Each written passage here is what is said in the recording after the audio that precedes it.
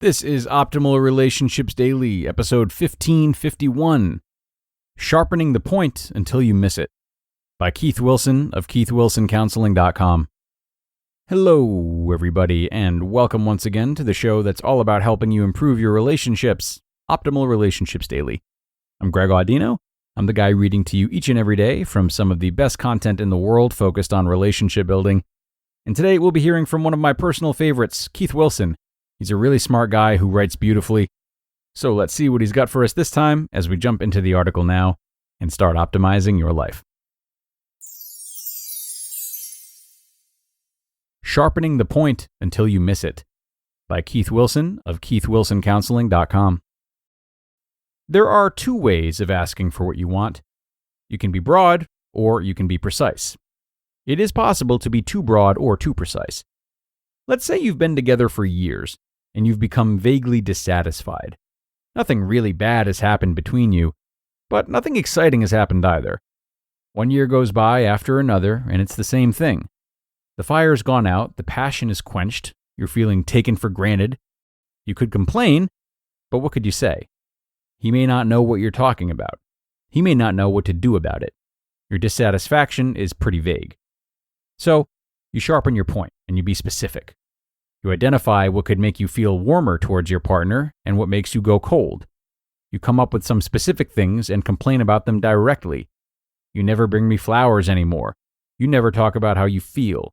You never thank me for all the things I do for you. And so on. That's getting pretty specific. It gives him something to work on, some concrete examples, and it gives you a solid standard so that you can measure progress or stagnation.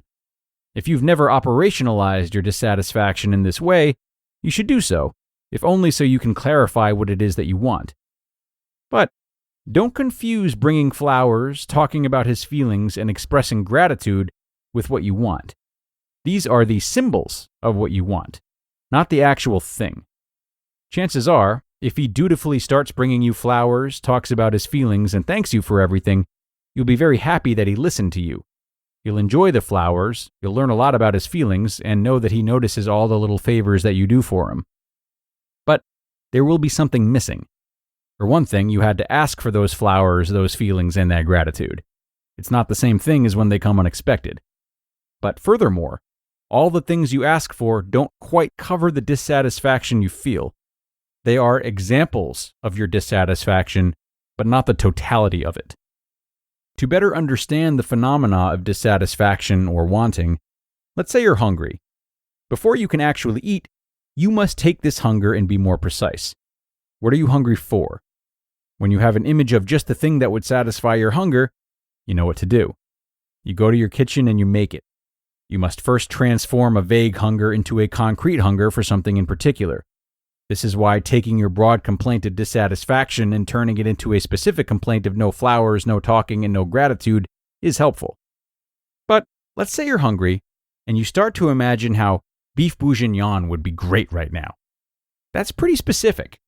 That specificity directs you to find your recipe and assemble the necessary ingredients. If you don't have any burgundy in your wine rack and you can be flexible, you settle for a beef stew. But to the extent that you crave beef bourguignon, nothing else will do. When you cling to a specific solution to your problem, have a craving, in other words, you start to lose touch with reality.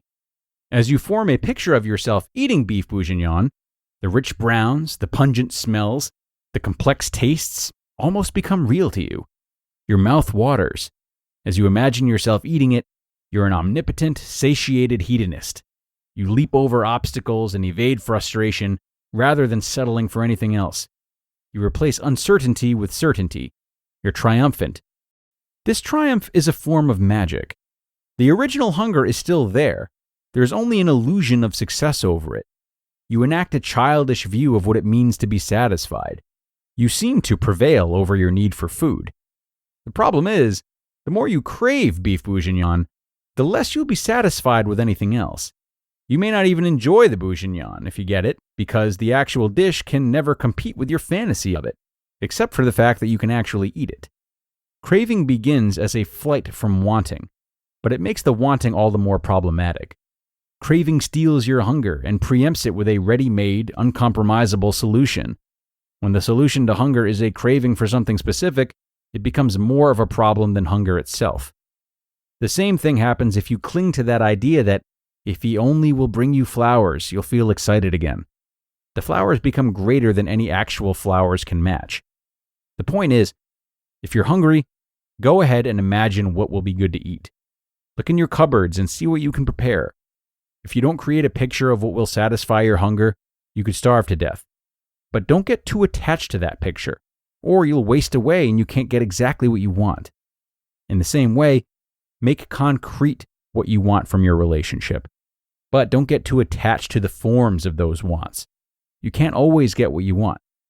But if you try sometimes, well, you might find you get what you need. You just listened to the post titled, Sharpening the Point Until You Miss It, by Keith Wilson of KeithWilsonCounseling.com. And thanks a lot to Keith today. I always love both how he writes and the messages that he conveys. A really impactful read today, I think, as we all know how frustrating it can be to want something from our partners, yet not know how to ask for it. Because sometimes we do fall under that illusion of what exactly it is that we're after. I think he summed it up well at the end there. And I would also encourage everyone to leave room for surprise. That's to say, look for ways that your partner might be showing you love in a way that they feel is valuable, even if it's not something that you've asked for or something that immediately jumps out at you or instinctually jumps out at you as a strong act of love. If we investigate these little nuanced attempts at affection, we can at least be reminded of our partner's intentions. And sometimes it sure is refreshing to just feel more certain that we are being cared for, even if it isn't in the way that we would ask to be. Surely some more discussion and compromise would be best after such a realization, but it's absolutely a step in the right direction. So that's going to do it for today, everybody. As always, I really appreciate you coming here, especially on a weekend. So enjoy the rest of your day. Share this episode with someone who you might think would enjoy it. And I'll talk to you again tomorrow, where your optimal life awaits.